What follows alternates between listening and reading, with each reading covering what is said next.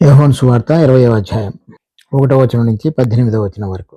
ఆదివారమున ఇంకను చీకటిగా ఉన్నప్పుడు మగ్దలేనే మరియ పెందలకడ సమాధి యొద్దకు వచ్చి సమాధి మీద ఉండిన రాయి తీయబడి ఉండుట చూచెను.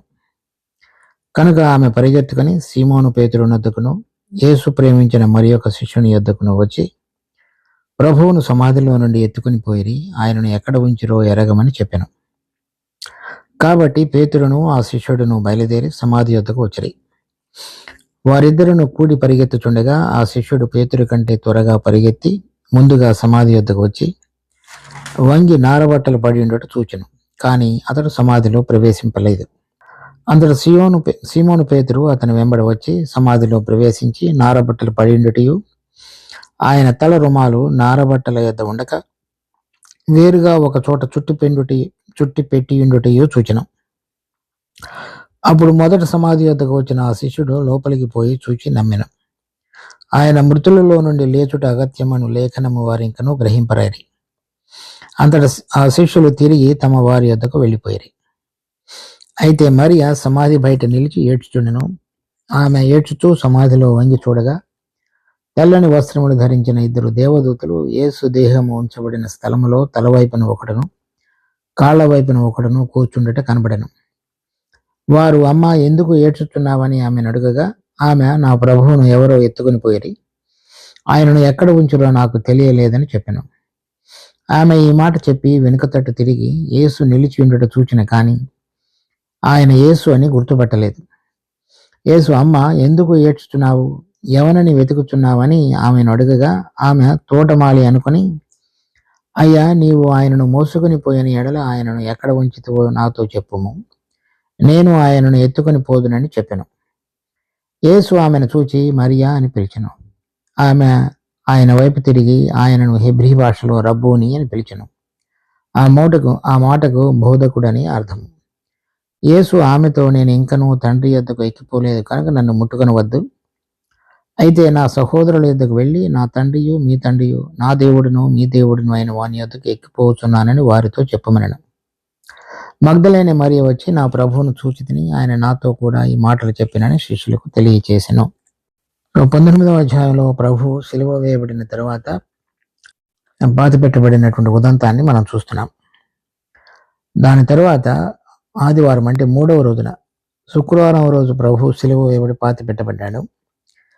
ఆదివారమున అది ప్రభు దినమందు ఇంకా చీకటిగానే ఉన్నప్పుడు మగ్దలేనే మరియ పెందలకడ సమాధి వద్దకు వచ్చి సమాధి మీద ఉండిన రాయి తీయబడి ఉండట చూచిన. మనం 20వ అధ్యాయంలో 1వ వచనం నుంచి 18వ వచనం వరకు చదివిన భాగంలో ప్రభు మృతులలో నుంచి తిరిగి లేచి మొదట మగ్దలేనే మరియకు తర్వాత మిగిలినటువంటి శిష్యులకు కూడా కనబడటం అనేటువంటి దాని గురించిన భాగం రాయబడింది. దీనిలో మత్తయి సువార్తలో, మార్కు సువార్తలో, లూకా సువార్తలో, యోహాను సువార్తలో కూడా ఈ 4 సువార్తలలో కూడా ప్రభు యొక్క పునరుద్ధానాన్ని గురించి చక్కగా వివరించబడింది. కానీ వాటిలో కొన్ని అందరూ ఒకే రకంగా రాయలేదు, కానీ వేరు వేరు విధంగా అవి లిఖించబడ్డాయి. మనము చదువుతున్నటువంటి యోహాను సువార్తలో మనం గమనించినట్లయితే మొదట ఈ మరియ తర్వాత వచ్చి ఉన్నది అని రాయబడింది. కానీ వేరే పత్రికలలో వేరే స్త్రీలు కూడా ఆమెతో పాటుగా వచ్చి ఉన్నారనే విషయాన్ని కూడా మనం చూస్తాం. తర్వాత ఆమె చూచినప్పుడు ప్రభువు సమాధిలో కనబడలేదు గనక ఆమె వెళ్ళి సీమోను పేతురు వద్దకు చెప్పినప్పుడు సీమోను పేతురు యోహాను ఇద్దరు కూడా వచ్చి వారు కూడా మరి సమాధిలో చూచి ప్రభు అక్కడ లేడు అనేటువంటి విషయాన్ని చూచి మరలా వారు వారి స్థలాలకు వెళ్ళిపోయారు. 10వ వచనంలో చూసినప్పుడు అంతటా ఆ శిష్యులు తిరిగి తమ వారి వద్దకు వెళ్ళిపోయారు. ఇక్కడ 9వ వచనంలో మనం చూసినప్పుడు ఆయన మృతులలో నుండి లేచుట అగత్యము అను లేఖనము వారింకను గ్రహింపరారి. ఆ విషయాన్ని వారు గ్రహించలేదు అనేటువంటిది ఇక్కడ మనం చూస్తున్నటువంటి మగ్దలేనే మరియ కానీ మిగిలినటువంటి సువార్త పత్రికలలో రాయబడిన ఆమెతో పాటు వచ్చిన మిగిలినటువంటి స్త్రీలు కానీ ఆ విషయాన్ని పేతురుకు యోహానుకు తెలియపరచబడినప్పుడు వారు కానీ ఎవరు కూడా ఆయన మృతులలో నుండి లేచుట అగత్యము అనే విషయాన్ని గ్రహింపలేకపోయారు. తరువాత అంతటా శిష్యులు తిరిగి తమ వారి యొద్దకు వెళ్ళిపోయారు. 11వ వచనంలో, అయితే మరియ సమాధి బయట నిలిచి ఏడ్చుచుండెను. ఆమె ఏడ్చుచూ సమాధిలో వంగి చూడగా తెల్లని వస్త్రములు ధరించిన 2 దేవదూతలు యేసు దేహం ఉంచబడిన స్థలములో తలవైపున ఒకడు కాళ్ల వైపున ఒకడును కూర్చుండట కనపడెను. అమ్మ, వారు ఎందుకు ఏడ్చుచున్నావని ఆమెను అడగగా, ఆమె నా ప్రభువుని ఎవరో ఎత్తుకుని పోయి ఆయనను ఎక్కడ ఉంచురో నాకు తెలియలేదని చెప్పాను. ఆమె ఈ మాట చెప్పి వెనుక తట్టు తిరిగి యేసు నిలిచి ఉండట చూచిన కానీ ఆయన యేసు అని గుర్తుపట్టలేదు. యేసు, అమ్మాయి, నువ్వు ఎందుకు ఏడ్చుచున్నావని, ఎవరిని వెతుకుతున్నావని ఆమెను అడగగా, ఆమె ఆయన తోటమాలి అనుకుని, అయ్యా, నీవు ఆయనను మోసుకొని పోయిన ఎడల ఆయనను ఎక్కడ ఉంచితివో నాతో చెప్పము, నేను ఆయనను ఎత్తుకొని పోదునని చెప్పాను. యేసు ఆమెను చూచి మరియా అని పిలిచెను. ఆమె ఆయన వైపు తిరిగి ఆయనను హెబ్రీ భాషలో రబ్బూని అని పిలిచెను. ఆ మాటకు బోధకుడని అర్థము. ఇక్కడ మొదటిసారి మన ప్రభు తిరిగి లేచిన తరువాత మరియతో మాట్లాడటం అనేటువంటిది మనం చూస్తాం. మరియ ప్రభు యొక్క స్వరాన్ని గుర్తుపట్టగలిగింది కానీ ఆయన యొక్క రూపాన్ని గుర్తుపట్టకుండా ఆయనను ఆ తోట స్థలంలో కలిసి ఉండటం చేత తోటమాలి అని అనుకున్నది. ఎందుకంటే అది ఉదయకాలం, వేకునే తెల్లవారుజామున కాబట్టి. తర్వాత వేరే చోట చూసినట్లయితే లూకా సువార్త 24వ అధ్యాయం తర్వాత 13వ వచనం నుంచి, ఇదిగో ఆ దినమందే వారిలో 2 యెరూషలేమునకు ఆమడ దూరమున ఉన్న ఎమ్మాయి అనే గ్రామమునకు వెళుచు అక్కడ ప్రభు వారితో కూడా కొంత దూరం నడిచి ఉన్నాడు. తర్వాత ఇక్కడ తిరిగి లేచినటువంటి ప్రభువును, ఆయన రూపాన్ని, ఆయన స్వరాన్ని రెంటినీ కూడా వారు గుర్తెరగలేదు. ఇక్కడ మనం చూసినప్పుడు యోహాను సువార్తలో ప్రభు మరియను పిలిచినటువంటి సందర్భంలో మాత్రమే మరియ ప్రభువును గుర్తుపట్టగలిగింది. ఇక్కడ ఉన్నటువంటి ఈ లూకా సువార్త 24వ అధ్యాయంలో ప్రభు మాట్లాడుతున్నప్పుడు శిష్యులిద్దరూ కూడా గుర్తుపట్టలేకపోయారు. తర్వాత ఇక్కడ మనం చూస్తున్నటువంటి విషయంలో ప్రభు తిరిగి లేచిన తరువాత పైకి ఆరోహణం కాక మునుపు ఆయనకున్నటువంటి రూపంలో ఆయన స్వరాన్ని మాత్రం గుర్తుపట్టగలిగి ఉన్నారు కానీ ఆయనను గుర్తుపట్టలేకపోయింది ఇక్కడ మరియా. అక్కడైతే వారు లూకా సువార్త 24వ అధ్యాయంలో 30వ వచనం, ఆయన వారితో కూడా భోజనమునకు కూర్చున్నప్పుడు ఒక రొట్టెను పట్టుకుని స్తోత్రం చేసి దాన్ని విరిచి వారికి పంచిపెట్టగా వారి కన్నులు తెరవబడి ఆయనను గుర్తుపట్టిరి. అంతటా ఆయన వారికి అదృశ్యుడాయెను. ఇక్కడ ప్రభు తర్వాత వారితో కొంత దూరం ప్రయాణించి రొట్టెను విరిచి స్తోత్రము చేసి పంచిపెట్టినప్పుడు వారి కన్నులు తెరవబడ్డాయి, ఆయనను గుర్తుపెట్టారు. అంతవరకు ఆయనను గుర్తుపట్టలేకపోయారు. ఇక్కడ మనం చదువుతున్నటువంటి యోహాను సువార్త 20వ అధ్యాయంలో కానీ లూకా సువార్త 24వ అధ్యాయంలో కానీ కొన్ని ప్రభువును గుర్తుపట్టగలిగినటువంటి విధంగా ఈ తిరిగి లేచినటువంటి శరీరంతో ఉన్నటువంటి ప్రభువుని ఈ ప్రకృతి సంబంధమైనటువంటి కన్నులు కలిగినటువంటి వారు గుర్తుపట్టలేకపోయారు ఆయన రూపాన్ని చూసినప్పటికీ. ఆయన వీరిని పిలిచినప్పుడు ఈ యోహాను సువార్త 20వ అధ్యాయంలో ఆయన స్వరాన్ని గుర్తుపట్టగలిగింది మగ్దలేనే మరియా. లూకా సువార్తలో అక్కడ ఉన్నటువంటి శిష్యులు ఆయన స్వరాన్ని కూడా గుర్తుపట్టలేకపోయారు. కేవలము ప్రభు వారి కన్నులు తెరవబడినప్పుడు మాత్రమే చూడగలిగారు. ఇక్కడ మరియకు దేవుడు ఒక విశిష్టమైనటువంటి దయను కనపరిచాడు. దాని ద్వారా ఆవిడ ప్రభు యొక్క స్వరాన్ని గుర్తుపట్టగలిగింది. అక్కడ ఉన్నటువంటి శిష్యులలో అది కూడా జరగలేదు. కనుక ప్రభు తిరిగి లేచిన తరువాత ఏ శరీరాన్ని కలిగి ఉన్నాడో ఆ శరీరంలో ప్రకృతి సంబంధమైనటువంటి కన్నులు కలిగిన మనము చూడటం అనేటువంటిది జరగలేదు అనేది మనకు అర్థమవుతుంది. మనము ప్రభువుని చూడగలగటానికి, గుర్తుపట్టగలగటానికి అవసరమైన విధంగా ఆత్మ సంబంధమైన కన్నులు తెరవబడి, చెవులు తెరవబడినప్పుడు మాత్రమే దేవుని దయలో మనము ప్రభువుని చూడగలిగే వారంగా చేయబడగలుగుతాం అనే విషయాన్ని కూడా మనం అర్థం చేసుకుంటున్నాం. తర్వాత తిరిగి లేచిన ప్రభు యొక్క శరీరం, తర్వాత మనకు కలిగినటువంటి ప్రకృతి సంబంధమైన శరీరంతో పోల్చబడినప్పుడు ఈ కన్నులతోటి, ఈ శరీరంతో మరి తిరిగి లేచిన శరీరం కలిగిన ప్రభువును మనం గుర్తుపట్టలేం.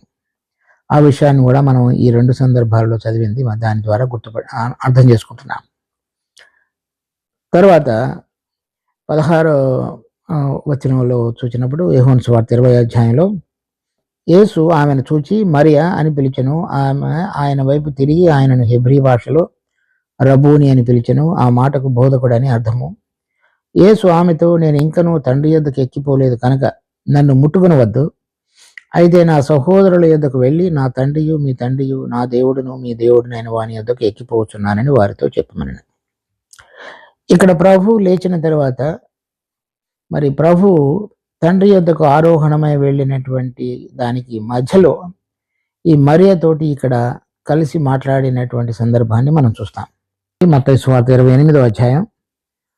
యేసు వారిని ఎదుర్కొని మీకు శుభమని చెప్పెను.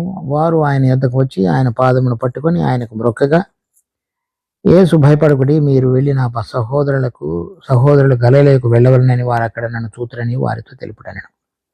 ఇక్కడ ప్రభువుని వారు పట్టుకొని తాకి మరి ఆయనను ఆరాధించినట్లుగా మత్తయి సువార్త 28వ అధ్యాయంలో మనం చూస్తాం.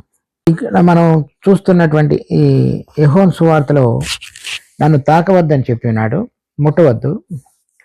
తర్వాత ఇక్కడ వారు ఆయన పాదములు పట్టుకొని ఆయనను ఆరాధించటం అనేటువంటిది మత్తయి సువార్త 28వ అధ్యాయంలో చూస్తాం.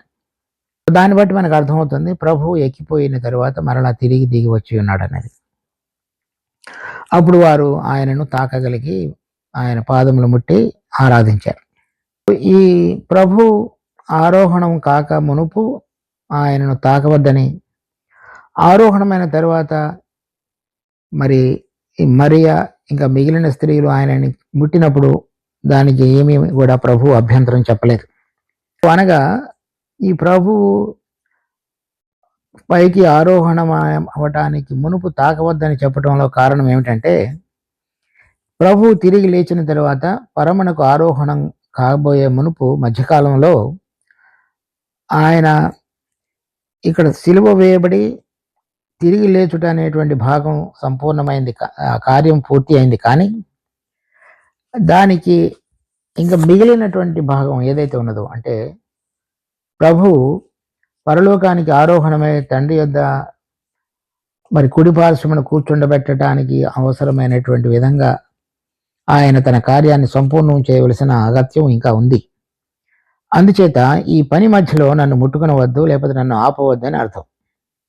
ఆ పని సంపూర్ణం చేయాలి నేను ముందు అని. తర్వాత 28వ అధ్యాయం మత్తయి సువార్తలో చదివినప్పుడు ఆ కార్యం సంపూర్ణమైన తర్వాత వారు ఆయనను ముట్టుకున్నారు. ఈ భాగంలో మనం చదివిన ఈ రోజు భాగంలో చూస్తున్నటువంటి 2 ముఖ్యమైన విషయాలు ఉన్నాయి. ఒకటి 9వ వచనంలో ఆయన మృతులలో నుండి లేచుట అగత్యము. తర్వాత 17వ వచనంలో నా తండ్రి యొద్దకు నేను ఎక్కిపోవుట. 2 కూడా వేరువేరు విషయాలు. ఆ రెండిటిలో ఉన్నటువంటి అర్థాన్ని కూడా మనం గమనించాలి. ఇదే అంశాన్ని మనం అపోస్తుల కార్యం 2వ అధ్యాయంలో కూడా గమనిస్తాం.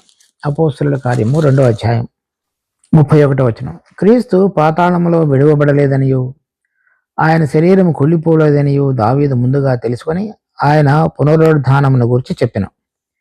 ఈ దావీదు ఆయన పునరుద్ధానాన్ని గురించి చెప్పబడినటువంటి భాగం కీర్తనలు 16వ అధ్యాయంలో ఉంది. అదే వచనాలు 25వ వచనం నుంచి 28వ వచనం వరకు కూడా ఈ అపోస్తుల కార్యం 2వ అధ్యాయంలో తిరిగి మరలా వ్రాయబడి ఉన్నాయి. చదివినటువంటి ఈ భాగంలో ప్రభు తిరిగి లేచుట, తర్వాత 32వ వచనం, ఈ యేసును దేవుడు లేపిన, దీనికి మేమందరము సాక్షులము. అంటే పునరుద్ధానుడైనటువంటి ప్రభువుని గురించి, మరణాన్ని ఓడించి తిరిగి లేచినటువంటి ప్రభువుని గురించి మాట్లాడుతున్నాడు. కాగా అంటే ఆ లేపబడిన తర్వాత ఆయన దేవుని కుడి పార్శ్వమునకు హెచ్చింపబడి, అంటే ఆరోహణమై పరిశుద్ధాత్మను గురించిన వాగ్దానమును తండ్రి వలన పొంది మీరు చూచుచూ వినుచున్న దీనిని కుమ్మరించున్నాడు. దావీదు పరమునకు ఎక్కిపోలేదు. అంటే ఈ కీర్తన 16వ అధ్యాయంలో చెప్పబడినటువంటి అంశాలు, మరి దావీదు పరమునకు ఎక్కిపోలేదు, దావీదు ఇంకనూ పాతాళంలోనే ఉన్నాడు. కానీ ప్రభువు పాతాళంలో విడవబడకుండా మృతులలో నుంచి తిరిగి లేచిన తరువాత ఆరోహణమై తండ్రి కుడిపార్శ్వమునకు హెచ్చింపబడిన తరువాత పరిశుద్ధాత్మను గూర్చిన వాగ్దానం తండ్రి వలన పొంది దానిని మన మీద కుమ్మరించున్నాడు అనేది పేతురు అక్కడ కూడి వచ్చినటువంటి అనేక మంది యూదులతోటి పెంతెకొస్తు దినాన మాట్లాడుతున్నాడు. ఇప్పుడు మనం అదే అంశాన్ని 28వ అధ్యాయంలో కూడా 2 భాగాలు చూస్తాం. 20వ అధ్యాయం 9వ వచనంలో ఆయన మృతులలో నుండి లేచుట అగత్యము అంటే అది పునరుద్ధానాన్ని గురించింది. 17వ వచనంలో చదివినప్పుడు ఆయన ఆరోహణం అవుట అనేటువంటి అంశం. ఈ 2 విషయాలలో మనము జాగ్రత్తగా మనం గమనించాలి. ఈ మృతులలో నుంచి లేపబడటం ద్వారా ఏం జరుగుతుందంటే ఆయన మరణాన్ని ఓడించడం మాత్రమే కాకుండా ఆయన మృతులలో నుంచి లేపబడటం ద్వారా ఆయన మన అపరాధముల కొరకు అప్పగింపబడను, మనము నీతిమంతులుగా తీర్చబడుటకు ఆయన మరి మృతులలో నుంచి లేపబడను. రోమాపత్రిక 4వ అధ్యాయం 25వ వచనంలో చదువుతాం. అంటే మనము ఉచితంగా నీతిమంతులుగా తీర్చబడిటకు ఆ మరణం అనేటువంటి శక్తిని ఓడించి ఆ పాపానికి దాని మీద కలిగినటువంటి బలాన్ని ఆయన పటాపంచలు చేశాడు. ఆ విధంగా మొట్టమొదటిలో దేవుడు ఆదాము హవ్వలను సృష్టించినప్పుడు వారిలో ఉన్నటువంటి మరి ప్రకృతి సంబంధమైన స్వభావం అపవాది చేత శోధించబడినప్పుడు వారు ఆ శోధనలో నిలబడగలగటానికి కావలసినటువంటి శక్తిని లేదు గనక పడిపోయారు. పాపాన్ని చేసి పాపం ద్వారా మరణం అనేటువంటిది ఈ లోకానికి వచ్చింది. ఇప్పుడు ప్రభు మృతులలో నుంచి లేవటం ద్వారా జరిగినటువంటి విషయం ఏమిటంటే, ఒకటి మనందరం కూడా ఈ నూతన స్వభావాన్ని కలిగి మనం జీవించడానికి ఏదైతే అవసరమో ఆ పాతదంతా కూడా పాతి పెట్టబడటానికి ఏదైతే చేయబడాలో తిరిగి లేవటం ద్వారా నూతనమైన జీవాన్ని కలిగి నడుచుకోగనాలో దానికి సంబంధించినటువంటి కార్యం పునరుద్ధానం. అంటే పాతది పాతి పెట్టబడి క్రొత్త జీవం కలిగి దేవుని ఎదుట విశ్వసించినటువంటి విశ్వాసులు జీవించగలగటానికి తెరవబడిన మార్గం అని అర్థం. అది పునరుద్ధానంలో జరిగింది. ఆ విధంగా ఈ పునరుద్ధానములో లేపబడిన ప్రభు అయిన యేసుక్రీస్తు మన మీద అధికారిగా ఉన్నటువంటి ఆ మరణం అనేటువంటి దానిని, మనకు వ్యతిరేకంగా ఉన్నటువంటి పాపం అనే రుణపత్రాన్ని, ఆ రెండింటిని కూడా ప్రభు పక్కన పెట్టేశాడు, తీసివేసేశాడు. అది ప్రభువునందు విశ్వసించిన మనందరం కూడా ఉచితంగా మన పాపాలు క్షమించబడి పాప స్వభావం మీద జయం పొందగలిగే విధంగా జీవించగలగడానికి అవసరమైన ఒక నూతన స్వభావాన్ని ప్రభు మృతులలో నుంచి లేవటం ద్వారా మనందరం కూడా పొందగలిగేటట్లుగా చేశాడు. అది రోమాపత్రిక 6వ అధ్యాయం 4వ వచనంలో మనం చదువుతాం. తర్వాత 2 కొరింథీ 5వ అధ్యాయం 17వ వచనంలో కూడా ఎవరైనా క్రీస్తునందు నిలవాడు నూతన సృష్టి.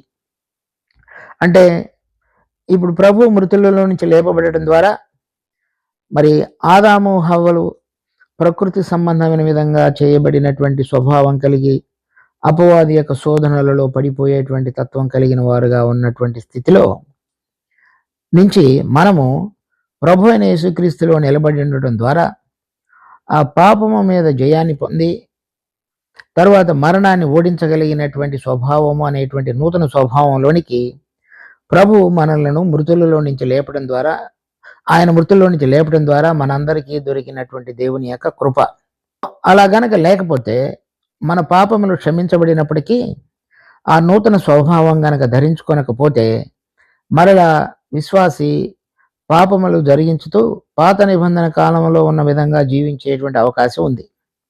అందుచేత ప్రభు మృతులలో నుంచి లేపబడి మనందరం కూడా ఒక నూతనమైన స్వభావాన్ని కలిగి దేవుడు మనిషిని ఈ లోకంలో ఉంచబడినప్పుడు దేవుని యొక్క ఉద్దేశం మేరకు ఏ విధంగా నీతికరంగా అంటే దేవునికి ఇష్టకరమైన కార్యాలు జరిగించుతూ జీవించాలో ఆ విధంగా జీవించగలిగేటువంటి నూతన స్వభావాన్ని దయచేశాడు.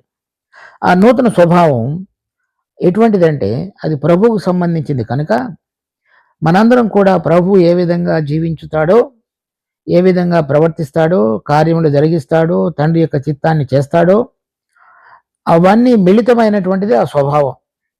ఆ స్వభావం అనుసారంగా మనం జీవించినప్పుడు నీతి కార్యములు మనం జరిగించే వారంగా, అంటే దేవుడికి ఇష్టకరమైనటువంటి కార్యములు జరిగించడానికి అవసరమైన స్వభావాన్ని ప్రభువు మృతులలో నుంచి లేవడం ద్వారా మనందరము విశ్వసించిన వారందరూ పొందగలిగారు. అది మనందరం కూడా అర్థం చేసుకోవలసిన విషయం. అయితే ఆ నీతి కార్యములు జరిగించుట, ఇక్కడ జీవించుట అనేటువంటిది అది భూలోకానికి సంబంధించినటువంటి విషయం. అంటే ప్రభువునందు విశ్వసించిన మనందరం కూడా నీతిమంతులంగా ఉచితంగా తీర్చబడి జీవప్రదమైన నీతిని కలిగి జీవించేటువంటి సమయంలో దేవుడు కోరిన విధంగా నీతిగా జీవించగలగడానికి అవసరమైనటువంటిది పునరుద్ధానం. అయితే 17వ వచనంలో మనం చదివినటువంటి ప్రభువు మరి ఆరోహణమై తండ్రి కుడి పార్శ్వమునకు హెచ్చింపబడి మరి పరిశుద్ధాత్మను పొంది ఆయనను మన మీద కుమ్మరించడం ద్వారా ఒక వేరైనటువంటి ఆశీర్వాదం మనకు దొరికింది. అదేంటంటే ప్రభువు ఆరోహణమైనప్పుడు చూడండి, హెబ్రీ పత్రిక 4వ అధ్యాయం 14వ వచనం, ఆకాశ మండలము గుండా వెళ్ళిన దేవుని కుమారుడైన యేసు అను గొప్ప ప్రధాన యాజకుడు మనకున్నాడు. ప్రభువు ఆరోహణమైనప్పుడు ఆకాశ మండలం గుండా పైకి వెళ్ళాడు. అక్కడ తండ్రి యొక్క కుడిపార్శ్వమున కూర్చుండబెట్టబడి ఉన్నాడు. ఈ ఆకాశ మండలం గుండా వెళ్ళినప్పుడు మనం ఎఫెసీ పత్రిక 6వ అధ్యాయం 12వ వచనంలో మనం చదువుతాం, మనము పోరాడున్నది రక్త మాంసములతో కాదు కానీ ఆకాశ మండలం అందున్న దురాత్మల సమూహముతో అని. కనుక ప్రభు పునరుద్ధానుడై తిరిగి లేచినప్పటికీ కూడా ఈ ఆకాశ మండలంలో ఉన్నటువంటి దురాత్మల సమూహము ఆయనను ఆరోహణం కాకుండా అడ్డం పడేటువంటి విధంగా ఉంటారు వాళ్ళు. కానీ వారందరినీ ఓడించి బాహాటముగా వేడుకకు కనపరిచాడు అనేటువంటి అంశాన్ని కొలసీ పత్రిక 2వ అధ్యాయం 15వ వచనంలో చదువుతాం. ఆ విధంగా ప్రభువు ఆరోహణమైనప్పుడు ఈ ఆకాశ మండలములో ఉన్నటువంటి దురాత్మల సమూహం అంతటిని కూడా ఆయన ఓడించాడు. ప్రభువు తిరిగి మృతులలో నుంచి లేచినప్పుడు పాతాళములో అధికారిగా ఉన్నటువంటి మరణాన్ని ఓడించాడు. ఆయన ఆరోహణమైనప్పుడు ఆకాశ మండలంలో ఉన్నటువంటి దురాత్మల సమూహాన్ని ఓడించాడు. ఆ విధంగా భూమి కింద ఉన్న భాగంలో ఉన్నటువంటి అంధకార సంబంధమైన శక్తులను, భూమి పైన ఉన్నటువంటి ఆకాశ మండలంలో ఉన్నటువంటి దురాత్మల సమూహమును ప్రభువు ఓడించి తండ్రి కుడిపార్శ్వమునకు ఆరోహణమై ఉన్నాడు. అలా విజయశాలిగా పరలోకములో మనందరి కొరకు ప్రవేశించిన ప్రభువు అత్యున్నతంగా హెచ్చించబడి, ప్రభు అందుచేతనే తండ్రి అయిన దేవుడు ఆయనను ఆకాశ మండలంలో ఉన్నవి, భూమి మీద ఉన్నవి, భూమి కింద ఉన్నవి, సముద్రంలో ఉన్నవి, వాటన్నిటి మీద కూడా తండ్రి అయిన దేవుడు ఆయనను ప్రభువుగా హెచ్చించాడు. ఎందుచేతనంటే ఆకాశ మండలంలో ఉన్న దురాత్మల సమూహమును కూడా ఆయన ఓడించాడు కాబట్టి. అయితే అది మనకు జరిగినటువంటి ప్రయోజనం ఏమిటంటే దాంట్లో ఆ విధంగా ఆయన ఆకాశ మండలంలో ఉన్న దురాత్మల సమూహమును ఓడించాడు కాబట్టి ఆయనలో నిలిచి ఉండే మనందరం కూడా ఈ దురాత్మల సమూహము మనతో యుద్ధం చేసేటప్పుడు మనము గెలవగలము అనేటువంటి దానికి నిశ్చయితలోనికి ప్రభు మనలను తీసుకొస్తున్నాడు. అది ఒకటి. రెండవది, ఆయన కనుక పరలోకంలోనికి వెళ్ళకపోతే మనకు పరిశుద్ధాత్మ అనే వరాన్ని కుమ్మరించబడటం అనేటువంటిది జరగదు. ఆయన యోహాను సువార్త 16వ అధ్యాయంలో మనం చదివినప్పుడు, నేను వెళ్ళుట మీకు మంచిది, నేను వెళ్ళిన తరువాత పరిశుద్ధాత్మను మీ కొరకు పంపించదును అని 14వ అధ్యాయం 15వ అధ్యాయం 16వ అధ్యాయంలో మనం చదువుతాం. అలా పరిశుద్ధాత్ముడు మనకు పంపబడటం ద్వారా, ఆ వరము ఆయన మనలో ఉండి పనిచేయటం ద్వారా తండ్రిని గురించి, కుమారుని గురించి మనకు అనేక విషయాలు, కనబడనవి, అదృశ్యమైన విషయాలను మనకు బోధించేవాడుగా ఉన్నాడు. అలా బోధించడం ద్వారా దేవుని యొక్క పరిశుద్ధతను గురించి మనకు తెలియజెప్పబడేటువంటి అంశం ముఖ్యమైనటువంటిది. అనగా మనము దేవునితో రాబోయే దినాలలో ఆయన సన్నిధిలో అమర్త్యతను ధరించుకొని అక్షయతను కలిగి నిత్య జీవాన్ని పొంది మహిమ కలిగిన శరీరంలో తండ్రి అయిన దేవునితో ఉండటానికి పరిశుద్ధత అనేటువంటిది ఎంతో అవసరం. పరిశుద్ధత అనేటువంటిది పాపం చేయకుండా ఉండటం మాత్రమే కాదు కానీ పాపము మీద జయం పొందగలగటం. పాపం చేయకుండా ఉండటం అనేటువంటిది వేరు, పాపం మీద జయం పొందటం అనేటువంటిది వేరు. ఆ పాపం మీద జయం పొందగలిగి దుష్టత్వానికి ఏమాత్రం కూడా స్థానం లేకుండా ఉండటం అనేటువంటిది పరిశుద్ధత. పాపం నేను చేయకుండా ఉండొచ్చు కానీ దాని మీద జయం పొందకుండా ఉండే అవకాశం కనబడుతుంది మనిషి యొక్క స్వభావంలో. కానీ పరిశుద్ధాత్మ దేవుడు మనలో పనిచేయటం ద్వారా ఈ పరిశుద్ధీకరణ అనే కార్యాన్ని మరింత లోతుగా మనల్ని జీవితంలోనికి తీసుకుని వెళ్ళి పరలోకంలో పరిశుద్ధుడైన దేవుని ఎదుట అమర్త్యతను ధరించుకొని ఆయన జీవం కలిగి ఆయనతో పాటుగా ఎల్లప్పుడూ ఉండటానికి అవసరమైనటువంటి ఒక స్థితిలోనికి మనలోని తీసుకుని రావటానికి మన ప్రభువు ఆరోహణమై పరిశుద్ధాత్మ దేవుడిని మనలోనికి పంపించడం అనేటువంటిది ఎంతో అవసరం. అందుచేత ఆయన ఆరోహణమై తనిగి అక్కడికి వెళ్ళాడు. ఇక్కడ మనం చూస్తున్నటువంటి 2 విషయాలలో 9వ వచనంలో ప్రభు మృతులలో నుంచి లేచుట అగత్యము, 17వ వచనంలో ప్రభు ఆరోహణమై తండ్రి యొద్దకు వెళ్ళుట అనేటువంటిది కూడా అంతే అవసరం. ఈ రెండింటి ద్వారా ఈ మృతులలో నుంచి లేవటం ద్వారా ఈ లోకంలో మనుషుడు విశ్వాసులు నీతిమంతులుగా జీవించటం, ప్రభు ఆరోహణమై పైకి వెళ్ళటం ద్వారా పరలోక సంబంధమైన విషయాలలో కన్నులు తెరవబడి, చెవులు తెరవబడి, హృదయం దానిని గ్రహించగలిగేటట్లుగా చేయబడి, తర్వాత దానికి అవసరమైనటువంటి పరిశుద్ధతలోనికి ప్రవేశించగలగటానికి విధంగా ఈ పరిశుద్ధాత్మ దేవుడు మనలో పనిచేస్తాడు. ఆ విధంగా మనము నీతి, పరిశుద్ధత, ఈ లోకంలో జీవించడానికి అవసరమైన విధంగా నీతి, పరలోకంలో తండ్రి అయిన దేవునితో ఉండటానికి అవసరమైనటువంటి పరిశుద్ధత, రెండింటినీ ధరించుకొనగలగటానికి అవసరమైన విధంగా మన ప్రభు మృతులలో నుంచి లేచి పరలోకమునకు ఆరోహణమైన వాడుగా చేయబడ్డాడు. ఇది ప్రభు ఆ విధంగా చనిపోవుట, పునరుద్ధానుడిగా లేపబడుట, ఆరోహణమవుట అనేటువంటిది మనిషిని పరలోక స్థలాలలోనికి హెచ్చించబడటానికి దేవుని యొక్క ఉన్నతమైన సనాతన సంకల్పం. దానిని మనం సరైన విధంగా అర్థం చేసుకొని నీతిగా జీవించే విషయంలో కానీ, పరిశుద్ధంగా నేర్చుకుంటూ దేవుని యొక్క పరిశుద్ధతలో పాలు పొందుతూ ముందుకు సాగే విషయంలో కానీ అప్రమత్తంగా ఉండి మనము మన జీవితాన్ని కొనసాగించాలి. చూడండి, రోమాపత్రిక 6వ అధ్యాయం 19వ వచనం. మీ శరీర బలహీనతను బట్టి మనుష్య రీతిగా మాట్లాడుచున్నాను. ఏమనగా అక్రమము చేయుటకై అపవిత్రతకును అక్రమమునకు మీ అవయవములను దాసులుగా ఎలాగో అప్పగించితిరో. అంటే ఇంతవరకు ఈ స్థితి అంతయు కూడా మనము దేవుని ఎరగక పాప సంబంధమైన జీవితాన్ని కలిగి ఉంటున్నటువంటి స్థితి. అలా మారు మనసు పొంది ప్రభువుని అంగీకరించి బాప్తిజంలో సాక్ష్యం ఇచ్చిన తర్వాత, అలాగే పరిశుద్ధత కలుగుటకై ఇప్పుడు మీ అవయవములను నీతికి దాసులుగా అప్పగించుటై. పరిశుద్ధత కలుగుటకై, అది ఇంకా కలగలేదు అంటే మనం ఆ ప్రక్రియలో ఉన్నామని అర్థం. తర్వాత నీతికి దాసులుగా, ప్రభు మృతులలో నుంచి లేవటం ద్వారా ఆ పునరుద్ధాన జీవం ఈ లోకంలో మనము పాపం మీద జయం పొందగలిగి దేవుడు కోరిన విధంగా జీవించగలగటానికి పనికొస్తుంది. పరిశుద్ధత ఆత్మ మనలో మరి దేవుని యొక్క సంకల్పాన్ని తెలియపరుస్తూ అక్కడున్న వాటి యొక్క ఆకర్షణకు మనిషి లోపరచబడి వాటిని ఆశిస్తూ జీవించగలగటానికి పనికొస్తుంది. అలాగే పరిశుద్ధత కలుగుటకై నీతికి దాసులుగా మీ శరీరాలని అప్పగించండి. తర్వాత చూడండి, ఎఫెసీ పత్రిక 4వ అధ్యాయం 24వ వచనం. నీతియు యథార్థమైన భక్తియు గలవారై.